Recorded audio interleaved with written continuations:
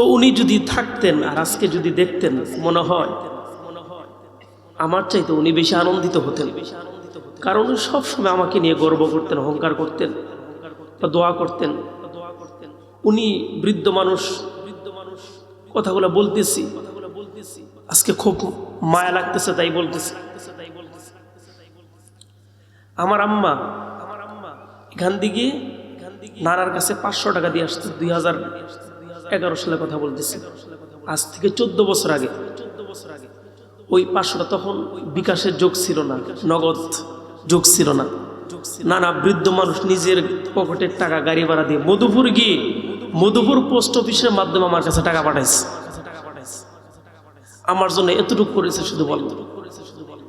ওনার নিজের আপন নাতিনের জন্য যেটা না করেছে সেটা আমার জন্য করেছে।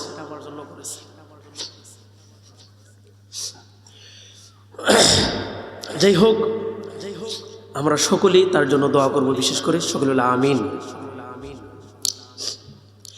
সম্মানিত সুধী, আমি আপনাদের সামনে কোরআনুল হাকিম মহাগ্রন্থ শিবানী আল কোরআন, এই কিতাব, এটা এমন একটি কিতাব, এটা মানুষের কোনো কথা নাকি? মানুষের কোনো কথা? এটা কি হঠাৎ করে আসমান থেকে কি আল্লাহ কি ফেলে দিয়েছেন নাকি জমিনে? আস্তে আস্তে আল্লাহ পাক রব্বুল আলামিন নাজিল করেছেন। এই নাজিলকৃত কিতাব পৃথিবীর বুকে সবচাইতে সুন্দর এবং সবচাইতে গুরুত্বপূর্ণ যে কিতাব, তার নামটা কি? আল কোরআন। এই কোরআনের মধ্যে সূরা কতটি আছে আপনারা জানেন? 114টি। 114টির আমি 102 নম্বর সূরা আপনাদের সামনে তেলাওয়াত করেছি। যদি আপনারা দোয়া করেন আর আল্লাহ আমাকে যদি তৌফিক দেয়, সুযোগ করে দেয়, তাহলে আমি দুই একটি কথা বলবো। ওমা তাওফিকি ইল্লা বিল্লাহ। এই যে আমরা পৃথিবীর বুকে আছি, আমরা কি সারা জীবন থাকতে পারবো? কথা বলেন না, থাকতে পারবো না? আমরা পারবো না।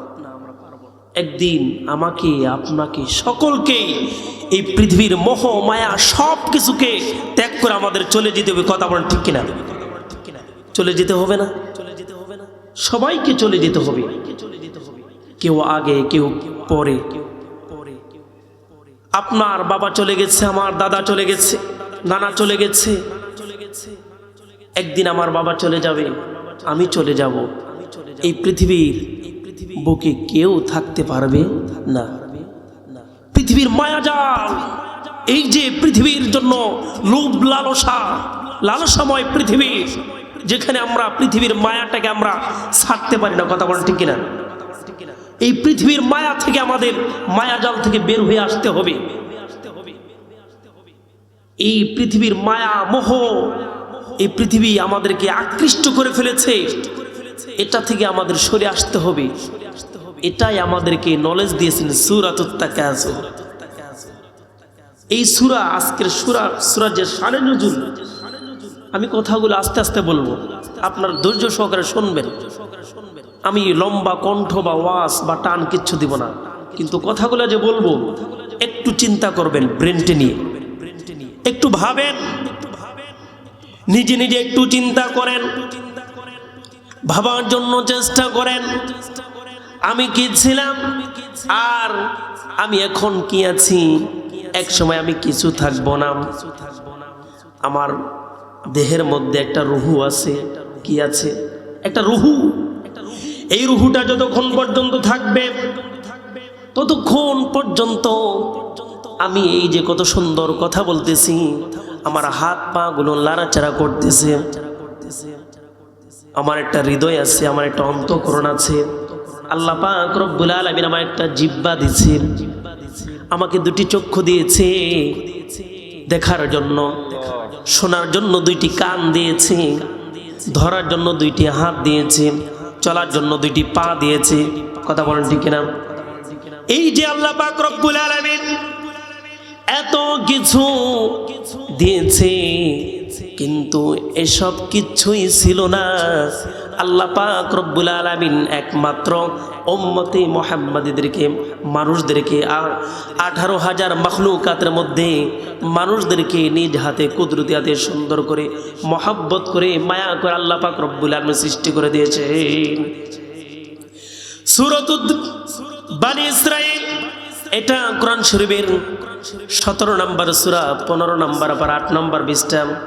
আল্লাহ পাক রব্বুল আলামিন বলেন ওয়ালাকাদ কাররামনা বানি আদম, আমি মানুষদেরকে সবচেয়ে বেশি সম্মান দিয়েছি। ওয়া হামালনাহুম ফিল বাররি ওয়াল বাহরি, আমি তাদেরকে জল এবং স্থলে চলার মতো শক্তি দিয়েছি। জলে পর্যন্ত, সাগর পথে, স্থল মানে কি এই যে আমরা এখন যে অবস্থায় আছি। ওয়া রাযাকনাহুম মিনাত তাইয়্যিবাত, আর আমি আল্লাহ তাদেরকে আমি উত্তম রিজিক দিয়েছি। আল্লাহ পাক রব্বুল আলামিন এত কিছু দিয়েছেন, এক সময় কিছু ছিল না, আবার আপনার সব কিছু হয়েছে।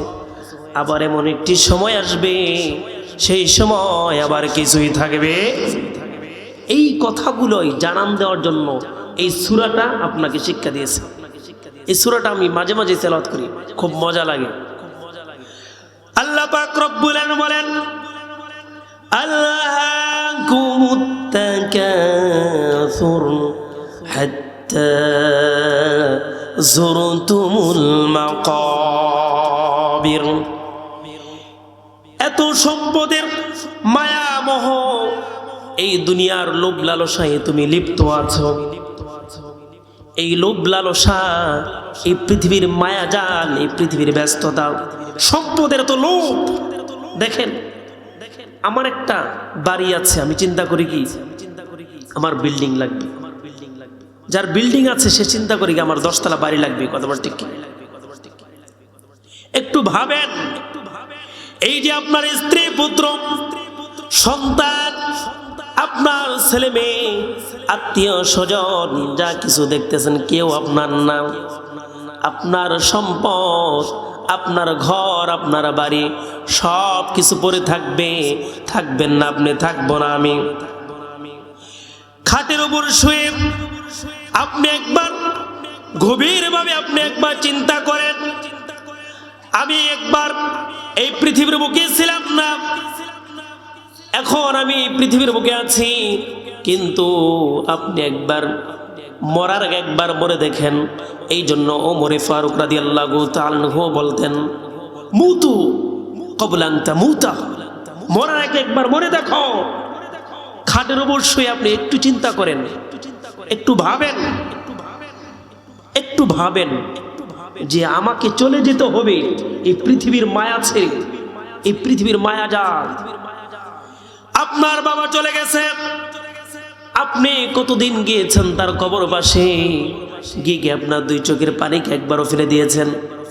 যেই বাবা আমার জন্য এত কষ্ট করেছে, নিজে পরিশ্রম করে মাথার গাম পায়ে ফেলে আমাকে উপার্জন করে আমাকে লালন পালন করেছে, যেই মা 10 দিন 10 মাস গর্ভে ধারণ করেছে, সেই মা চলে গেছে, কিন্তু আপনি একটা বারো তার জন্য মায়া করেন না, মহাব্বত করেন না।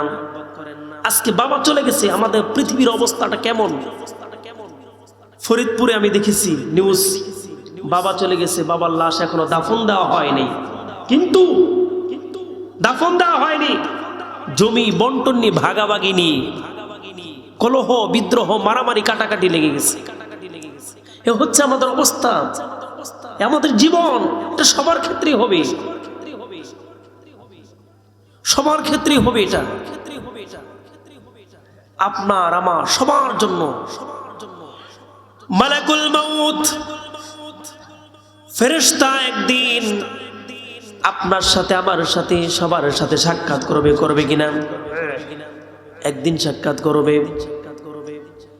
আল্লাহ পাক রব্বুল আলামিন এই সূরার মধ্যে এটাই বলেছেন, আল্লাহাকুমুত তাকাসুর হাত্তা যুরতুমুল মাকাবির। যতক্ষণ পর্যন্ত আপনি কবরে যাবেন, আপনাকে দাফন করা হবে, ততক্ষণ পর্যন্ত আপনার এই পৃথিবীর মায়া মহব্বত, এই যে পৃথিবীর সম্পদ লোভ লালসা, এ কোনো কিছুই শেষ হবে না। যখন আপনি কবরে চলে যাবেন সব কিছুই শেষ হয়ে যাবে। এই জন্য সাহাবীরা প্রশ্ন করতেন, আমিরুল মুমিনিন ওমরে ফারুক রাদিয়াল্লাহু তাআলা আনহুকে প্রশ্ন করতেন, হুজুর আপনি যখন জান্নাতের কথা বলেন তখন আপনি কাঁদেন না, আপনি যখন জাহান্নামের বয়ান করেন আলোচনা করেন জাহান্নামের কথা বলেন তখন আপনি কাঁদেন না, কিন্তু যখনই আপনি কবরের পাশে আসেন এই কবরটা দেখলে আপনার চোখ দিয়ে জর জর করে পানি ছেড়ে দেন। কারণটা কি? আমিরুল মুমিনিন এর কারণটা কি? ওমরে ফারুক রাদিয়াল্লাহু তাআলা আনহু বললেন, তাহলে শোনো, এর কারণ হচ্ছে মানুষের সর্বপ্রথম ঘাঁটিটার নাম কি? কথা বলেন, কবর। ওমর রাদিয়াল্লাহু তাআলা আনহু বলেন, এই কবরে যদি আমি পার হতে পারি আমার সমস্ত ঘাঁটিগুলা সহজ হয়ে যাবে। সমস্ত ঘাঁটিগুলা কি হয়ে যাবে? সহজ হয়ে যাবে। আপনি একবার চিন্তা করেন, আপনি যদি মুমিন বান্দা হন আপনার কাছে মালাকুল মউত চলে আসবে, একজন যুবক বেশে জান্নাতে, একজন যুবক সাদা পোশাক পরিহিত, সাদা পাগড়ি তার মাথায় থাকবে। আপনি তাকে দেখে খুশি হয়ে যাবেন, আপনার মাথার কাছে যে বসবে, বসার পরে আপনার রূহটাকে নফসটাকে ডাকতে থাকবে, ইয়া আইয়াতুহান নাফসুল মুতমাইন্না ইরজিই ইলা রাব্বিকি রাদিয়াতাম মারদিয়া।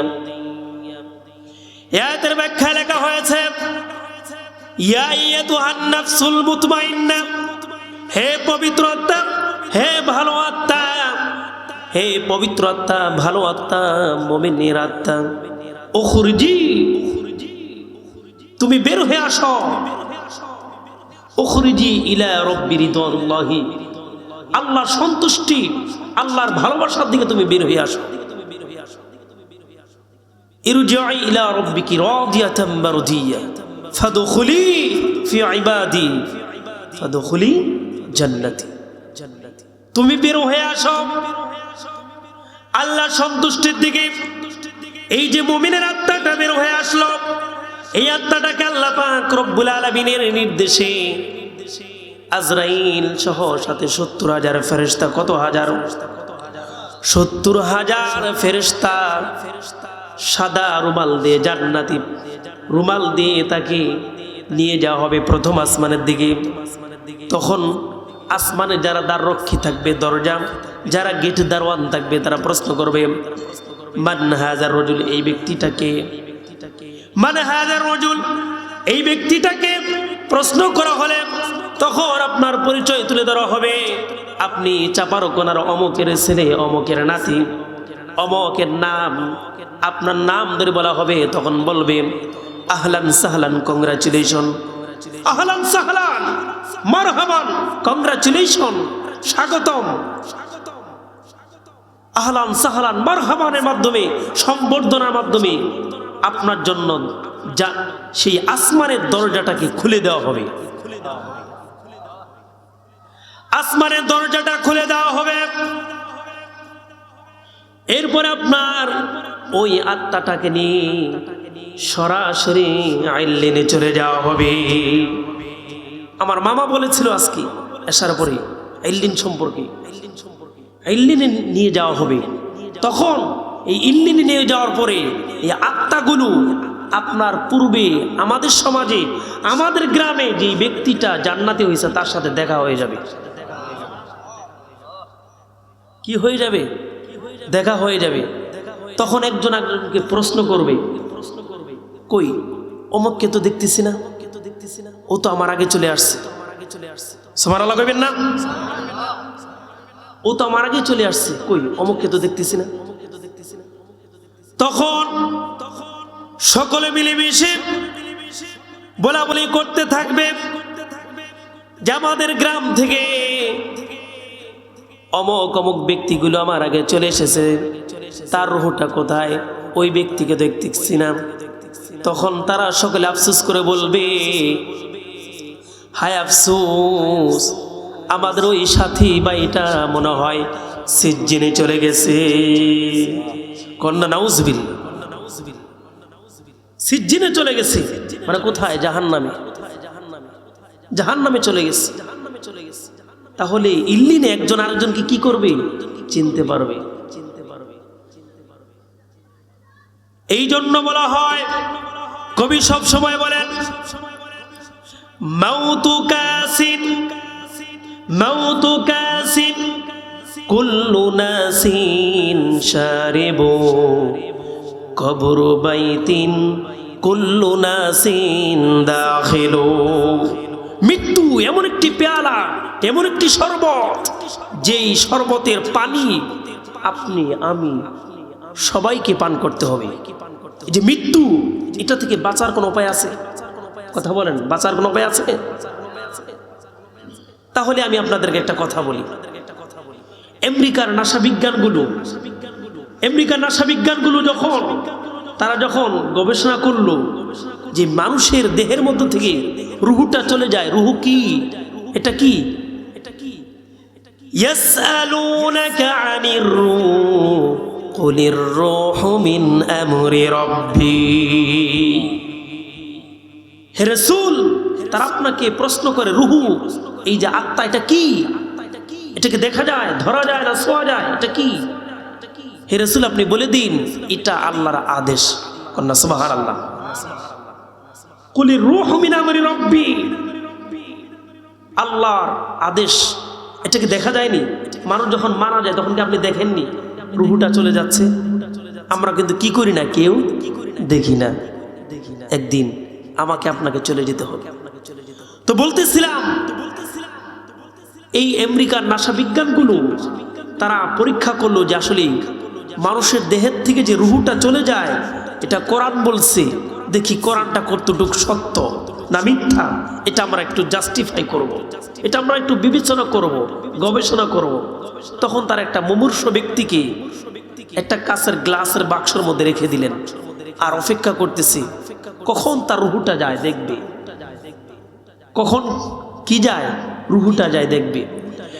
একদিন যায়, 2 দিন যায়, 3 দিন যায়, এভাবে করতে করতে তারা সকলে কম্পিউটার নিয়ে বসে আছে, রুহু দেখবে। হঠাৎ করে যখন তারা মৃত্যুর সময় চলে আসলো, তারা দেখতে পেল বিকট একটি আওয়াজ হচ্ছে, আর কিচ্ছু দেখা যায় না, শুধু একটা আওয়াজ হচ্ছে। আওয়াজ হওয়ার সাথে সাথে ওই কাঁচের গ্লাসের বাক্সটা ঝিরঝির করে পড়ে গেল, ফেটে গেল। আর তাড়াতাড়ি তারা গিয়ে দেখে ওই মানুষটা দুনিয়া থেকে বিদায় হয়ে গেছে। মানুষটা দুনিয়া থেকে বিদায় হয়ে গেছে। তখন তারা সকলেই সেজদায় পড়ে গেলেন। কন্যা সুবহানাল্লাহ। সেজদায় পড়ে গিয়ে বলতেছেন, ইয়া রব্বি, জীবনে অনেক অন্যায় করেছি, অনেক ভুল করেছি, অনেক পাপ কাজ আমি করেছি, অনেক পাপাচার আমি করেছি। মাবুদ, আপনি তো মুসলমানদের খোদা, আপনি তো মুসলমানদের সৃষ্টিকর্তা। সবসময় আমরা এই কথাই বিশ্বাস করতাম, কিন্তু না, আজকে আমি দেখলাম আপনি, আমি নিজে ব্যক্তিরও সৃষ্টিকর্তা, আমাকেও আপনি বানিয়েছেন। অতএব মুসলমানদের ধর্ম কি? সত্য, মৃত্যু এটা অনিবার্য, এটা হবেই হবে। যাদের প্রাণ আছে, কি আছে, যাদের প্রাণ আছে তাদের একদিন চলে যেতেই হবে। একটু ভাবেন, এই যে আপনি কার জন্য এত কিছু করতেছেন, যেই সন্তানের জন্য এত মায়া, এত মহাব্বত, এত ভালোবাসা, সেই সন্তান আপনাকে বৃদ্ধ হলে বাদ দিবে না, আপনাকে কাপড় দিবে না, সেই সন্তান আপনার গায়ে হাত তুলবে, চোখ রাঙিয়ে কথা বলবে। কথা বলেন ঠিক কিনা? কার জন্য করতেছেন? সব পরে থাকবে। আপনি মাহফিল শেষে এখন গিয়ে বাড়ি থেকে প্রশ্ন করেন, ও প্রাণের বিবি, আমি তোমাকে তোমার বয়স যখন 15 ছিল, 16, 17, 20 বছর যখন তুমি ছিলাম, তখন থেকে আমার সঙ্গিনী হয়েছ, সারাটা জীবন আমার সাথে কাটিয়ে দিচ্ছ। আমি যদি জাহান্নামে যাই তাহলে তুমি কি আমাকে জান্নাতে নিবানি? আজকে কি একটু প্রশ্ন করেন না? একটু ভাবেন, একটু চিন্তা করেন, দেখেন কি উত্তর আসে। এক বাক্যে বলে দিবে, আমি তোমার পাপের ভাগী হব না। তুমি কি আমাকে ভরণ পোষণ দিবা? চুরি করে না ডাকাতি করে, সেটা তোমার ব্যাপার। কথা বলেন ঠিক কিনা? আমি তোমার পাপের ভাগী আমি হতে যাব কেন? কার জন্য করেন এগুলো? নিজের জন্য একটু করেন, একটু ভাবেন, একটু ভাবেন, একটু চিন্তা করেন যে আমাকে চলে যেতে হবে। এটাই সূরাতুত তাকাসুরের মধ্যে বলা হয়েছে, হাত্তা যুরতুমুল মাকাবির কাল্লা সাওফা তা'লামুন। অচিরেই আপনাদেরকে জানিয়ে দেওয়া হবে আপনার এই কৃতকর্ম, আপনার ফল, আপনার অপরাধ। আপনি একটু বাড়িতে যান, আজকে গিয়ে লিস্ট করেন, আমি আমার জীবনে কয়টা ভালো কাজ করেছি লেখেন, আর আমি কতগুলো খারাপ কাজ করেছি একটু লেখেন। সব ক্লিয়ার বের হয়ে যাবে যে আপনি ভালো না খারাপ।